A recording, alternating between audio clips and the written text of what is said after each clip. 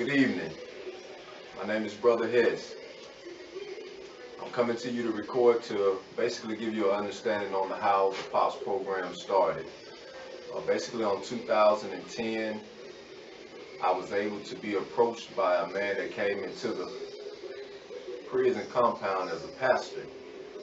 He asked me would I partake inside of what he called the 40-day peace treaty. And I also asked him would he partake in a program called P.O.P.S. This program is an acronym, P-E-A-C-E, preparing everyone as change evolves.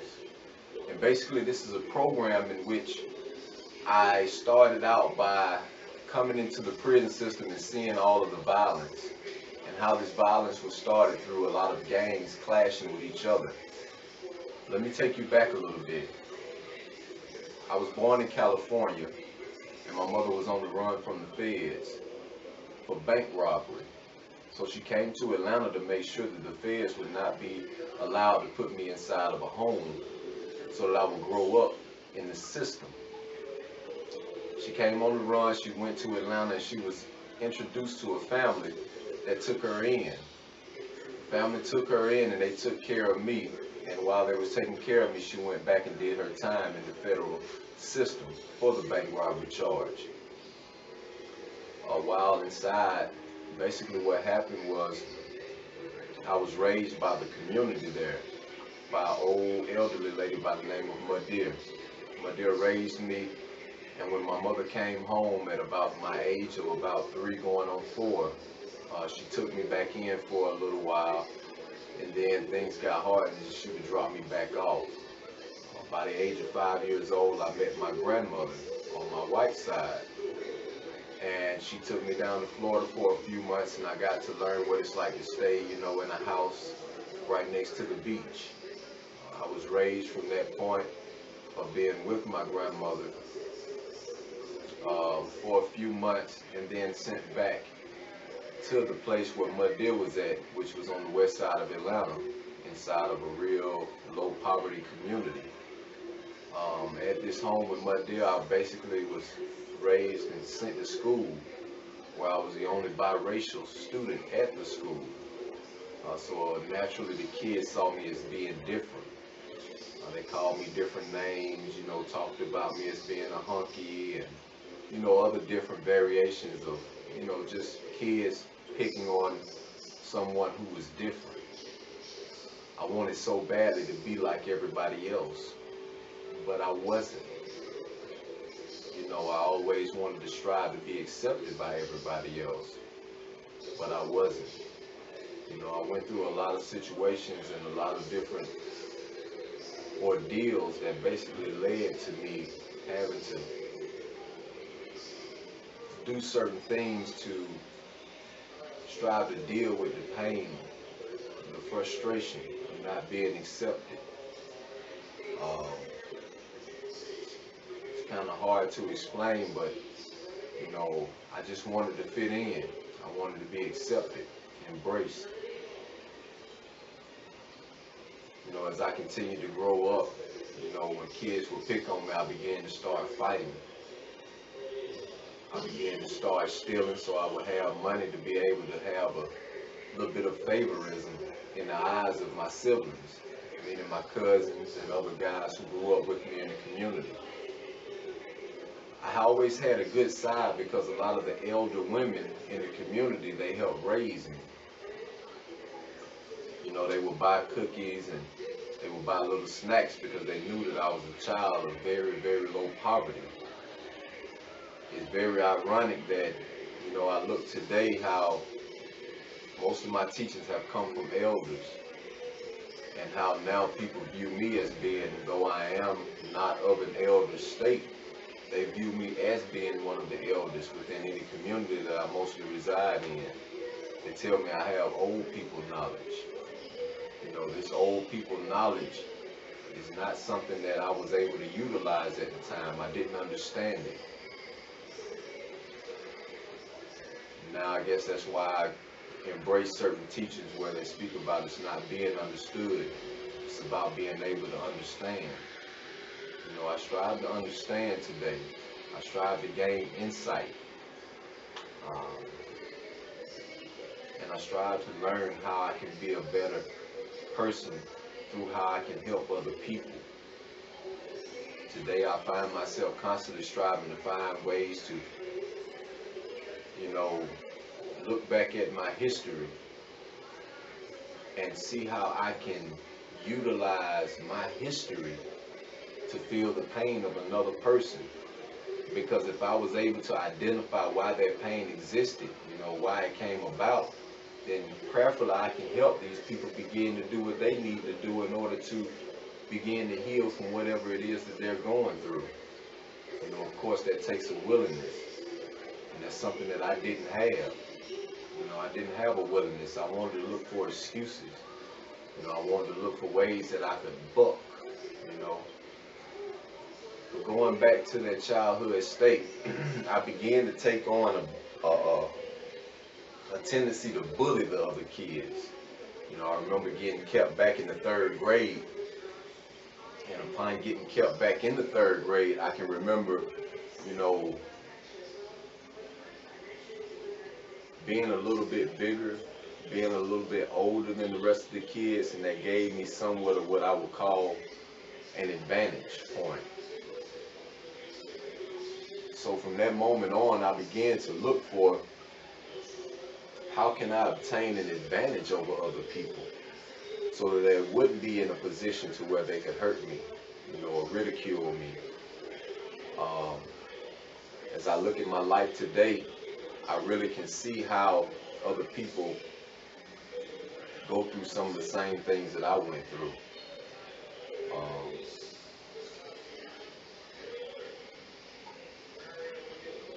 It's kind of crazy.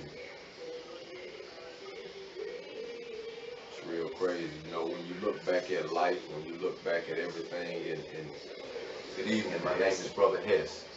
I'm coming to you to speak to you a little bit about my experiences. I'm coming to you to talk to you a little bit about some of the things that I went through. What caused me to be who I am today.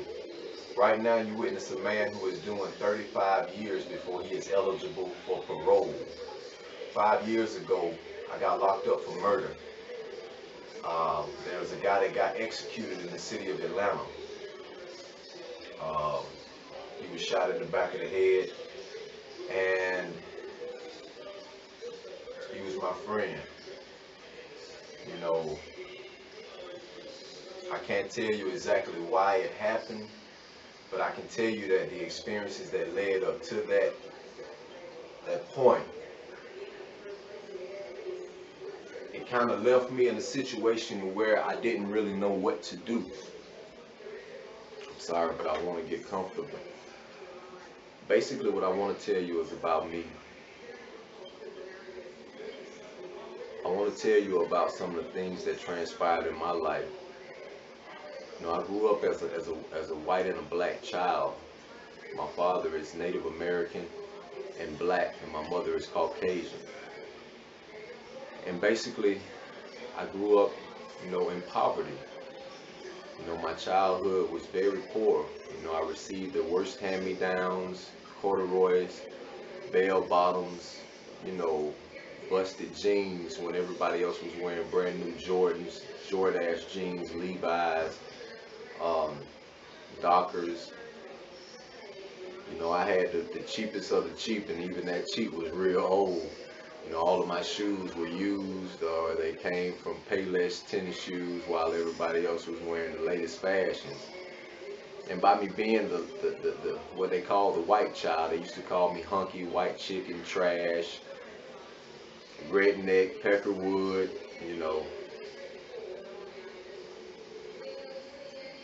But I was always a loved child. I always felt the Spirit of God in my heart. I remember being 5 years old, and I wanted to die for my grandmother. She was my godmother. She took me in when my mother was on the run from the feds. My mom ran from California, where I was born, to Atlanta, Georgia. And this old lady of about 85 took her in and took me in. And when my mom went back and spent time in the feds, my dear kind of raised me.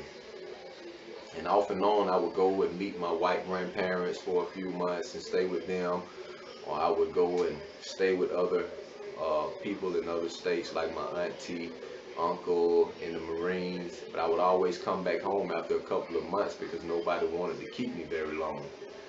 I kind of felt like a burden on people growing up. You know, the kids in my school, they picked on me. They didn't really like me. Um, my family really didn't want to claim me because I wasn't their blood relative. And plus, I was real light. I was white to everybody, you know. But I knew I had a black father, you know. And, you know, I remember my grandmother telling me, baby, God made you the way he made you for a reason. He's allowing you to go through what you're going through for a reason. And nobody's going to be able to tell you the reason why you're going through what you're going through, you know. You just got to live through it. You got to be strong. You got to stay encouraged. Even if you got to encourage yourself, you got to be your biggest fan. Nobody's going to cheer you on if you don't cheer yourself on. So stop moping around, you know. And I would stop crying, I'll wipe my tears, and I'll, you know, give Muddy a hug, and she'll give me some cookies, and I'll go out and play some more. You know, that old lady gave me a lot of strength.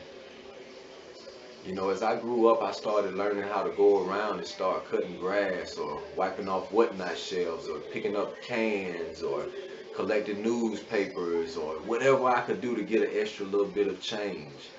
I remember riding back with my mother one time, going back to the projects we stayed at, and you know, my mom, she started crying, and I reached my hand. I remember my little hand touching her shoulder, saying, "Mama, why are you crying?" And she said, "Baby, we don't have anything in the cabinet but a pork in a can and some potatoes." And I was like, wow. And here we are getting ready to go into a full week, and we got another 2 weeks before the food stamps come. But my mom was hooked on marijuana real bad.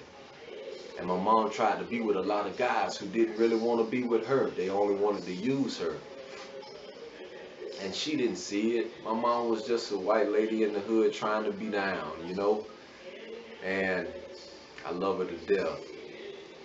You know, my mom was crying that day, and I remember reaching down, and I was like, man, I was fighting with myself, reaching down to my heart, like, man, I've been working for the last couple weeks, man, and I done saved up enough money, finally, $30, so where I can get me a pair of Reeboks. You know, these be my first pair of Reeboks, to where I don't have to wear those busted Pro Wings anymore.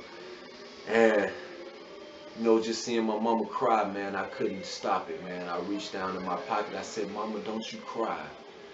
I said, "Mama, let's go to the grocery store." And I held the money in my hand. I said, "Mama, I got money for us to eat." And my mom, she looked over. She said, "No, baby, you keep your money." I said, "No, Mama, this money is for our family."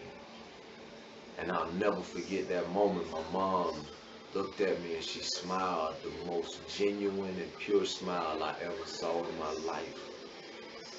And we rode to the grocery store. We bought hot dogs and bologna and bread and milk and eggs. And I knew then, I found out why my mom cut those coupons out of the newspaper. And I used to always wonder, but that day when I saw that she saved over $8 because we had coupons, and she made us end up with over $40 worth of food with that little $32, man, I was so proud, man. We had all those bags coming out of that grocery store. That gave me a lesson in sacrifice, you know. And when I went back to school, I didn't care what people thought about my shoes. I walked around in those busted up shoes with pride. I was proud. I was so proud to be able to know that I sacrificed for my family. And if anybody picked on me, I would just look at them and just smile, because I knew that I was wearing those busted shoes by choice, not by force. And that let me know the value of working for things. You know, unfortunately, I still began to go back into pity parties. I have been smoking marijuana with my mom off and on since the age of 6, 7 years old. And so that right there, I think coupled with the way that I was raised, and the conditions in which I was in, the unstable homes, I was never good in class. I never kept close attention. I never paid strong mind to what was being taught. I was easily distracted. And so I thought I was dumber than the other kids. I began to stop trying altogether, and I began to start entertaining people, the class clown or what have you. This led on, and I can remember one time telling my mom, Mama, I don't understand. I don't understand why people pick on me. And my mom, she told me, she said, baby, you got to get over that. You got to go to school and get your education. And I didn't understand what she meant. I didn't ask any questions. I just nodded my head yes and kept on doing what I was doing. When I look back and think about all the ordeals that I went through that made me, go further and further away from people, I never really reached out and asked for help. I never asked for any, clarity on things, and it kind of helps me understand why, eventually I ended up dropping out of school, after going to the 7th grade, and I got kept back, and then they passed me on to the 8th grade just because I was too old. I knew then that that's not what I wanted, and at the same time, around this time, I came into contact with a group of guys who were affiliated, and that became my new school. That became my graduation. When everybody else was graduating to the 9th grade, I was graduating into the streets. I gave up on school. I never seen the 9th grade. Never seen a book in the 9th grade. My challenge then in life was to become the hardest gangster I could possibly be, the tough guy. And now it's time for me to wear that mask and put that tough guy role on like never before. I tell you this because that was the beginning of the worst me I could ever have possibly chosen to be. I made a choice. I made a choice at the age of 13 to wear a mask and portray the image of what other people wanted to see me be, instead of continuing to aspire to what I had a calling to be. I remember being a child. I remember being 6 years old in front of the church giving my memory verse. And I knew then when the people clapped and cheered me on that I wanted to be a preacher. I wanted to be someone who could stand in front of audiences and give them a message from my heart, from my soul to their souls. I knew what I wanted to help my people with. I knew driving down the street seeing bums and junkies and alcoholics that I wanted to be somebody that could take that out of my community. I knew that I wanted to be the person that could be able to bring healing to my people. I knew that I did not want to be someone that would hurt the people. But at the age of 13, I made a choice. And I quit school and I never looked back. I began to start stealing clothes, stealing food, stealing whatever I needed. And I hung with a big pack of guys who were wearing masks too. We all portrayed this image, of tough guys. And when we seen guys who weren't acting tough, we picked on them. Now instead of me being bullied, called white trash and hunky and this and that and other, ridiculing names, now I'm ridiculing people. And I know exactly what get to people because the people have gotten to me, And it's sad, man, from 13 to 15, man, I was out there in those streets, man, running and being led by a group of guys who had no leadership in their own life. Everybody was portraying a character, playing a role, something that we weren't. My dear did not raise me to be that. My mother did not raise me to be that. But I no longer had my dear. She was in her last year of life. My mom had left me a year back and started smoking crack and prostituting in the community up the street. I never saw her. The only time I saw my mom is when me and my affiliations, we would go and steal a car. And we go steal that car and we ride through the community to find where is my mama. And I remember taking crack and getting crack, buying 50s of crack, cutting it up into little bitty pieces and trying to give it to the different junkies so they would tell me where my mama was. And one day I went and knocked on the door where the lady said she was, and I opened up the door and I seen two guys naked standing over my mama. And I was like, Mama, what are you doing? I didn't know what to do. I said, Mama, you got to come out of there. I said, come on. And I was like, man, Mama, what are you doing? So my mom hurried up and put on her clothes. You know, I stood out there waiting. The guys hurried up and came out. I was only 13, man, but, man, I wanted my mama to please come home. And something in me said, well, maybe if you look at the Tony Montana movie and you get cocaine and crack and you become this big gangster, you know, your mom won't have to be out here prostituting in the streets to get this stuff. You can just give it to her. And so now not only did I want to wear the mask of that tough guy out in the streets with my affiliates, but I also wanted to be that big time dope boy, the kingpin.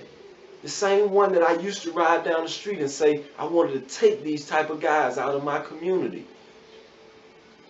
I'm telling you all of this to say, you know, I couldn't make my mama come back. And I was trying to do something that was stressing me, straining me, and it was impossible.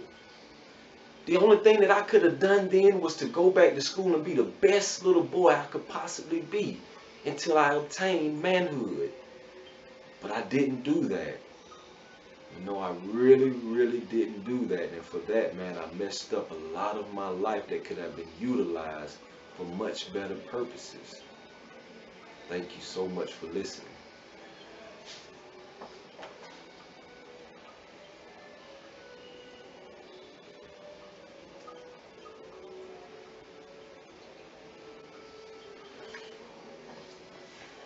Okay, now I would like to go a little bit into, once I started wearing that mask of a gangster, once I started wearing that mask of a tough guy, I became that mask. I became that tough guy. But in order for me to become that tough guy, I had to totally remove a lot of the things that was in my past. And that was being a victim. I could never again show the sign of a victim. Meaning that when I victimized people, I couldn't have any remorse. I had to continue to be tough. And even though a part of it hurt me, knowing that I was hurting other people the same way people hurt me, I knew I had the mask on and I had to portray a role. A part of doing that, I had to make sure that just like on a stage, I had to feel my front row. I had to make sure that my front row on my stage of life, my front row was filled with fans who cheered me on, cheered my performance on, wanted to see me be the best actor I could possibly be. And that's why I surrounded myself with other guys who were striving to be tough guys. Girls who cheered on the tough guys, you know. Older people who didn't mind us being the tough guys. And we were all wearing masks when I look back. We were all sick. We were all hurting. And that's the reason why I'm here speaking to you today. It's okay to admit that we are hurting. It's okay to admit that we have been totally mistreated, abused, and affected in the worst way by our people around us, or by the places that we are in, and by the conditioning of what we see, hear, and speak. Do you know that every word that you think or speak produces a thought? And every thought that you have, it produces a feeling and an emotional response. And off of that emotional response or that feeling, that's how we act. And so if I know that my actions are messed up, I need to go back to what I'm taking in and holding on to emotionally. Ask for some help. If you know you're tight on the inside because of being abused, mistreated, neglected, molested, hurt, in poverty. If you feel this way, go ask for help, or at least find someone who is not wearing a mask and is willing to live through this with you. We're either going to be our best friend or our worst enemy. For the rest of our life, we will continue to graduate. Just like you graduated from kindergarten into first grade. Just like you graduated from 5th into 6th grade. Just like you graduate from high school. You will continue to graduate. Unfortunately, by high school, in the end of it, the most that we end up really looking at in significance of life is how to say, hey, I'm done. It's over with. But it's not over. You will continue to graduate. But what you basically graduate into, that is what's important at this point. It's like they say, you're going to graduate. You're going to graduate into becoming the best person you can possibly be, the worst person you can possibly be, the laziest person you can possibly be, or the most energetic person you can possibly be. But what do you want to be? What are you clinging a hold to? Because if you are working toward taking that mask off, then you are looking on the inside at what brought that mask about. You're looking at taking some of those things out. You know, I got abused as a child, mistreated. I got neglected. I even was molested once.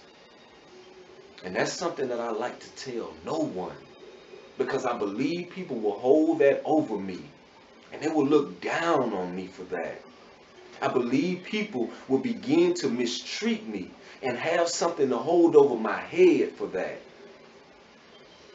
But if that's the only way I can be free of wearing that mask, then I share this with you.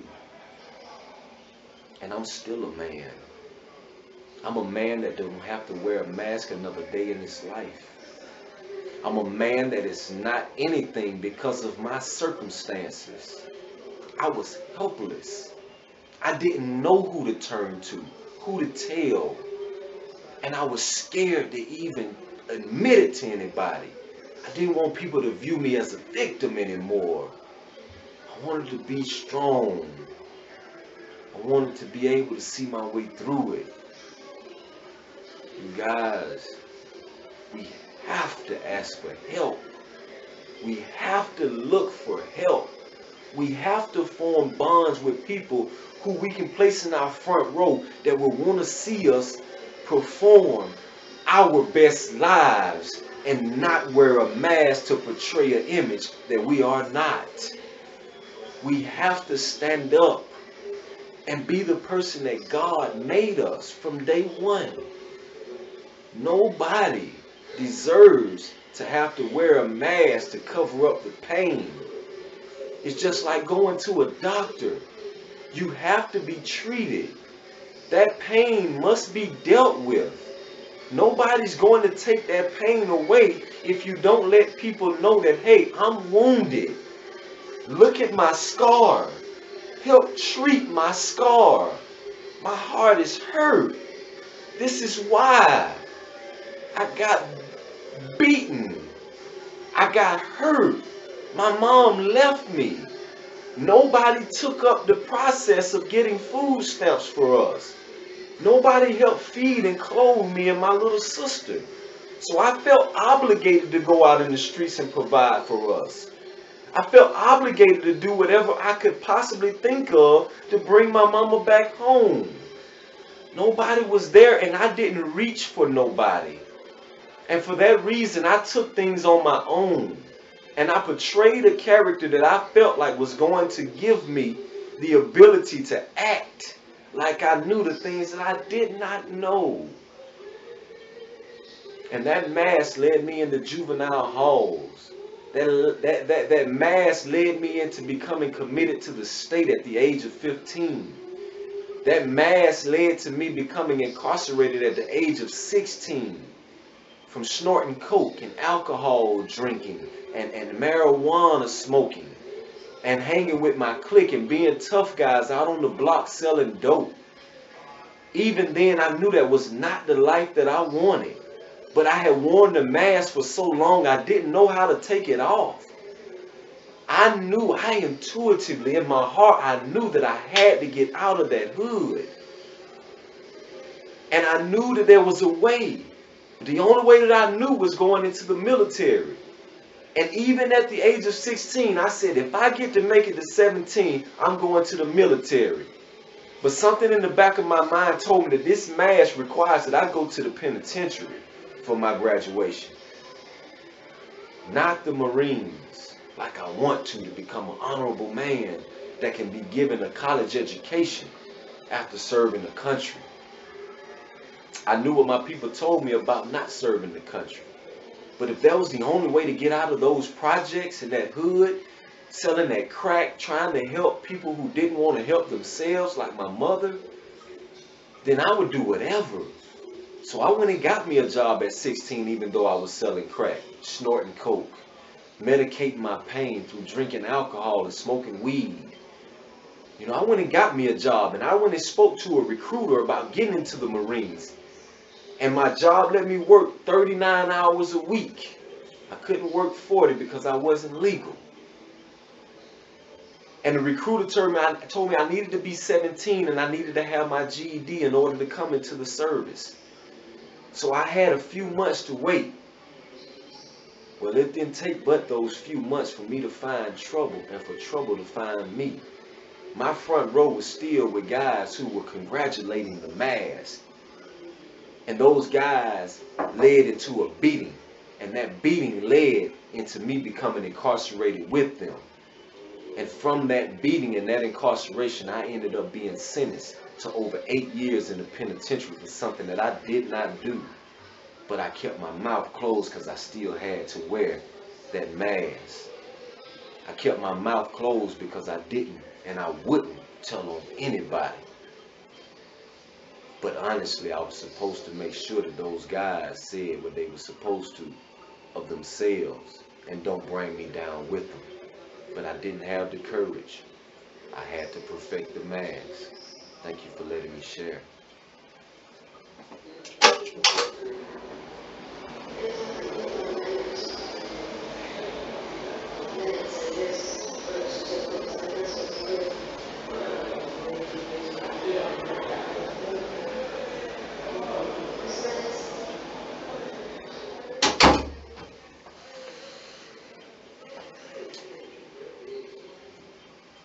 At this time, I would like to speak a little bit about being locked up in juvenile. I first got locked up at juvenile when I was 13 going on 14 because me and my affiliates, we wanted to steal clothes. We were tired of wearing old clothes and hand-me-downs, so we started bursting out the big windows, going in and stealing clothes. And as sad as it is to say, you know, when I went to juvenile, I wasn't scared. My mask was so tightly on my face to where I didn't. I felt it, but I was numb. You know, I was numb to the pain. You know, it's crazy, man, to say this, but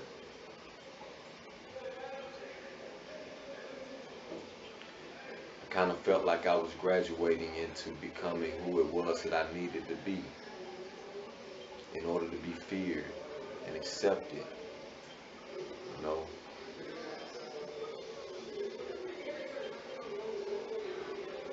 really don't know what to say, man.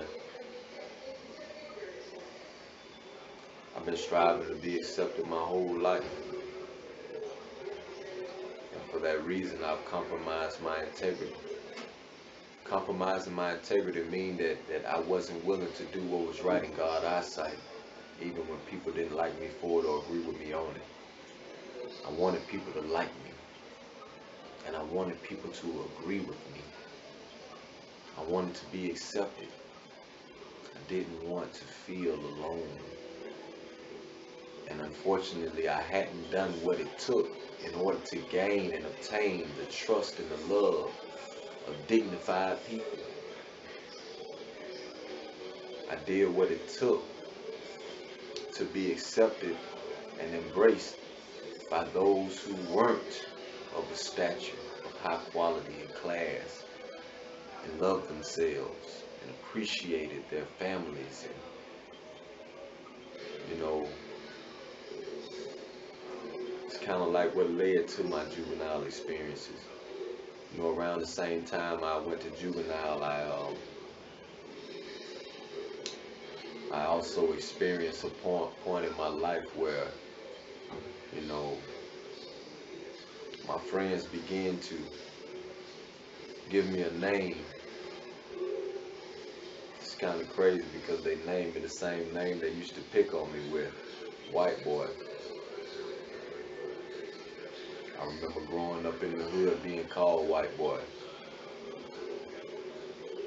And now here I am coming of age of 13, 14, and 15, and they say, hey man, this is your nickname. And I'm like, man, I don't care, you know.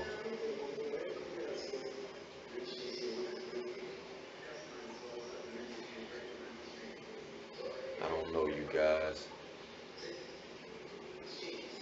I don't know. But I know that juvenile totally wrecked everything that meant something to me. Going into that juvenile hall, it was cold.